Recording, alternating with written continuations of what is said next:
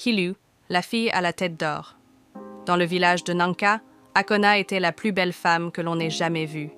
Tous les hommes rêvaient de l'épouser, non seulement pour sa beauté, mais pour son cœur pur. Elle choisit Aen, un homme courageux et aimant, et leur bonheur semblait parfait. 1 an après leur mariage, Akona tomba enceinte. Aen, fou de joie, imaginait déjà une petite fille aussi belle que sa mère.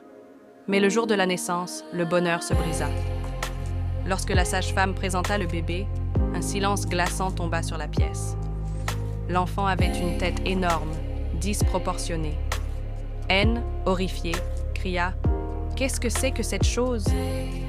avant de s'enfuir, laissant Akona seule avec leur fille, qu'elle nomma Kilu.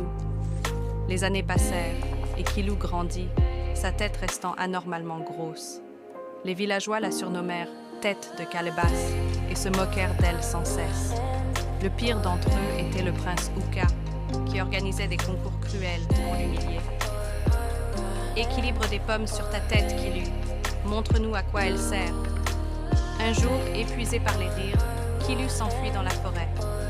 C'est là qu'elle trouva un homme à moitié mort, couvert de blessures.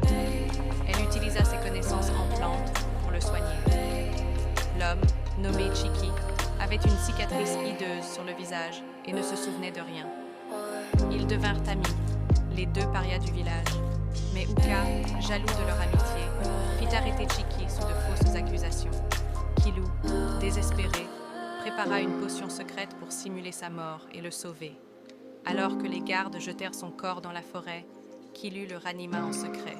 Le lendemain, alors qu'il retournait au village pour affronter Uka, l'impossible se produisit. L'empereur des 7 royaumes arriva en personne, entouré de soldats. En voyant Chiki, il s'effondra en larmes. « Mon fils, tu es vivant !»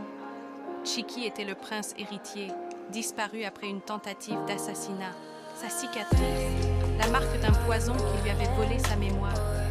Uka, terrifié, tenta de se justifier, mais l'empereur le foudroya du regard. « Tu as tourmenté mon fils et celle qui l'a sauvé. Ton règne est terminé. » Dans les mois qui suivirent, Kilu et Chiki se marièrent sous les regards ébahis des villageois. Sa tête, autrefois objet de honte, devint un symbole de sagesse. Et quand Kilu fut couronnée impératrice aux côtés de Chiki, elle déclara « La vraie laideur n'est pas dans un visage, mais dans un cœur qui refuse d'aimer. » Depuis ce jour, on l'appela Kilu.